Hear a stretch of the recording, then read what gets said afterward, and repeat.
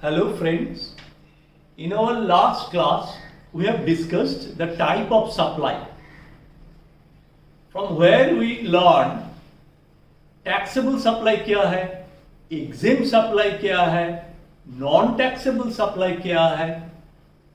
तो आज का क्लास में we'll discuss supply तो हुआ, supply is the soul of GST. तो ये सप्लाई कैसे जीएसटी लायबिलिटी ट्रिगर करेंगे. तो levy of GST on supply, actually हम लोग सप्लाई क्यों इतना देख रहा है. सप्लाई अगर हम लोग समझ जाएंगे तो उसका ऊपर जीएसटी कैसे लागू होगा वो भी पता चल जाएगा. तो चलो दिख रहा है जीएसटी लेवी के लिए सीजीएसटी एक्ट में क्या है.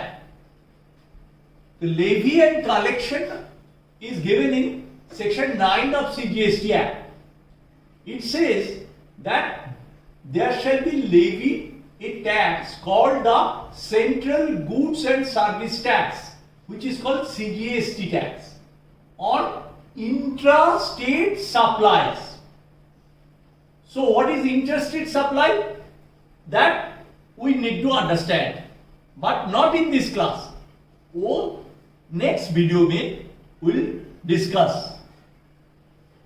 And of goods and services और both on the value determined under section 15.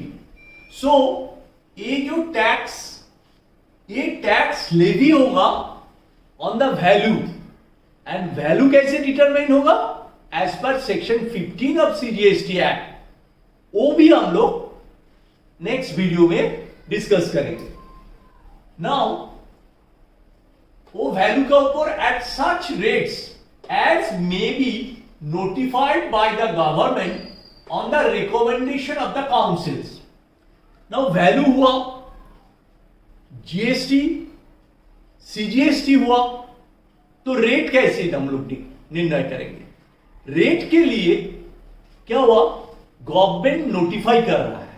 कैसे गवर्नमेंट नोटिफाई करेंगे, on the basis of recommendation of GST council. तो जीएसटी काउंसिल क्या है, बिकॉज ये GST one nation one tax. तो इसके लिए all state governments they form A GST councils. Now GST council recommend कर रहा है कौन सा गुड्स का ऊपर कितना परसेंट जीएसटी होगा, कौन सा सर्विस का ऊपर कितना परसेंट जीएसटी होगा. वो रिकमेंडेशन सुन के सेंट्रल गवर्नमेंट रेट नोटिफाई कर रहा है. ऐसे levy and collection of GST होता है. नाउ ये जीएसटी कौन भरेगा, सप्लायर भरेगा. तो supplier who's a taxable person, he will levy the GST. तो सप्लायर जब जीएसटी चार्ज करेंगे, लेवी करेंगे, तो इसको हम लोग बोल रहा है forward charge mechanism. But section 9 sub section 3 में क्या है, the government may on the recommendation of the council by notification specify categories of supply of goods और सर्विसेज और both the tax on which shall be paid on reverse charge basis by the recipient of such goods or services or both. So ये पूरा उल्टा. ये किया, बोला government कुछ goods and service को नोटिफाई किया. अगर वो गुड्स एंड सर्विस कोई रजिस्टर्ड पर्सन सप्लाई कर रहा है, तो रजिस्टर्ड पर्सन का कोई जिम्मेदारी नहीं है टैक्स लेवी करने के लिए. तो कौन टैक्स भरेंगे, the recipient, that means purchaser. जिसको सप्लाई किया, जो परचेज किया, उसको भरना पड़ेगा. उसका जिम्मेदारी आ गया. जैसा सप्लायर का जिम्मेदारी होता है, ऐसा ही जिम्मेदारी परचेजर का हो जाएगा. Since purchaser is liable to pay tax, that is why इसको बोल रहा है रिवर्स चार्ज मैकेनिज्म. तो ये जो जीएसटी लेवी है, ये दो टाइप का होता है. एक forward charge basis, another is reverse charge basis. Now another is that government may on the recommendation of the council by notification specify a class of registered persons to shall in respect of specified categories of goods or services or both receive from unregistered supplier pay the tax on reverse charge basis as recipient of such supply of goods or services or both. ये क्या है? अभी तक देखो, अगर कोई registered person unregistered person से कुछ परचेस किया, क्या परचेस किया? गवर्नमेंट नोटिफाई किया, ऐसा कुछ परचेस अनरजिस्टर्ड पर्सन से किया तो रजिस्टर्ड पर्सन को टैक्स भरना पड़ेगा.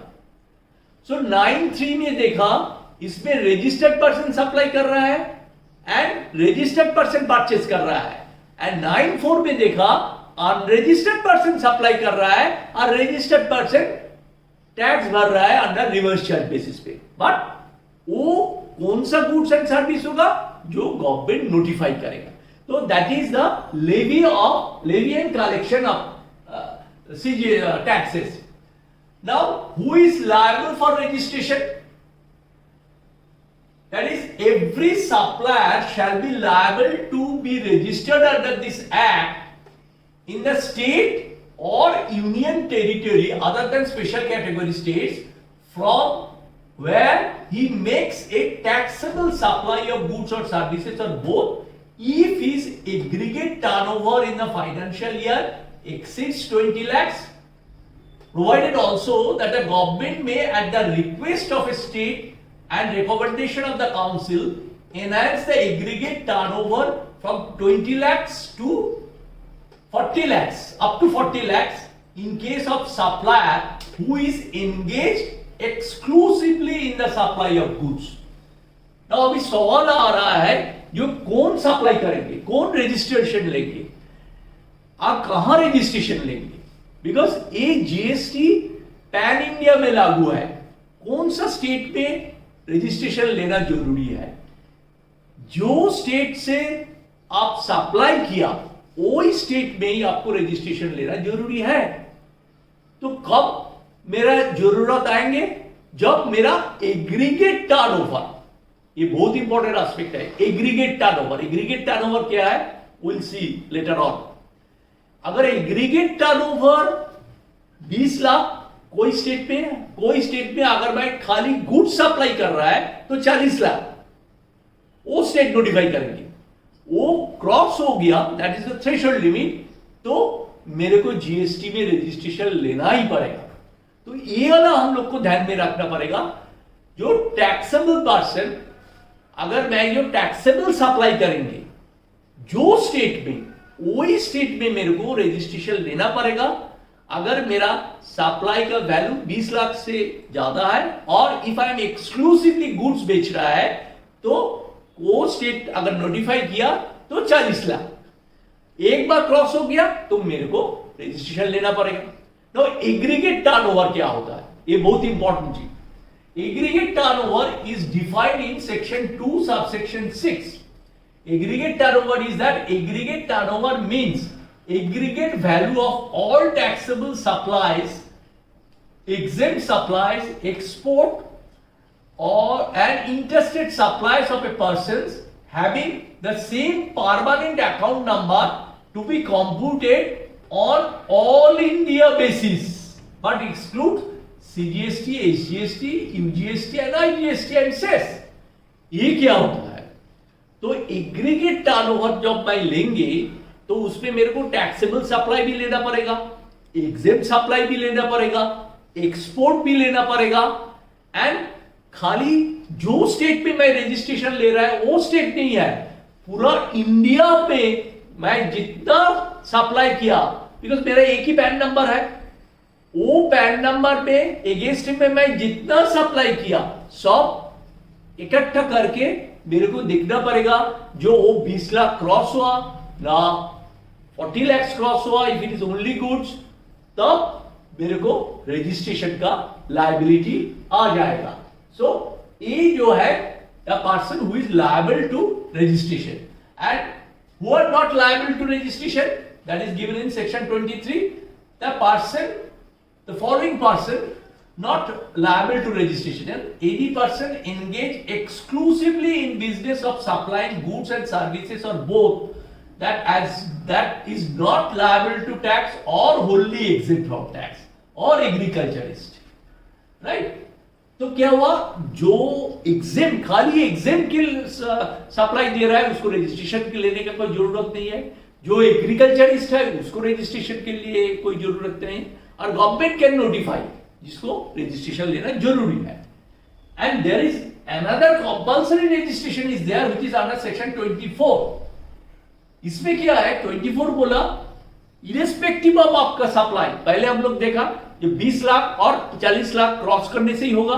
इसमें है कोई भी टर्नओवर हो, चाहे वो आपको 1 लाख रुपया का टर्नओवर हो, फिर भी आपको रजिस्ट्रेशन लेना जरूरी है. किसको, ये देखो खाली में हम लोग 3 बोला, ये भी बड़ा लंबा लिस्ट है, आप लोग देख लो.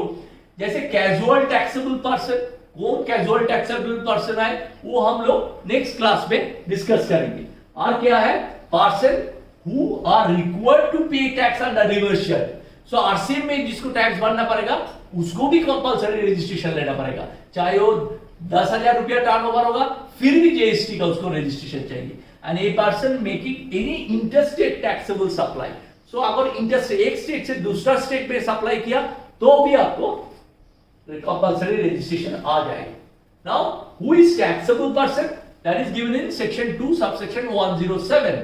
Taxable person means a person who is registered or liable to be registered under section 22 or section 24. So taxable person खाली registered नहीं है, जो liable to register but not registered, registration लिया नहीं, उसको registration लेना चाहिए, उसको भी taxable person बोला जाएगा, right? तो आज का वीडियो ये तक. अगले वीडियो में we will discuss the implication of GST liability.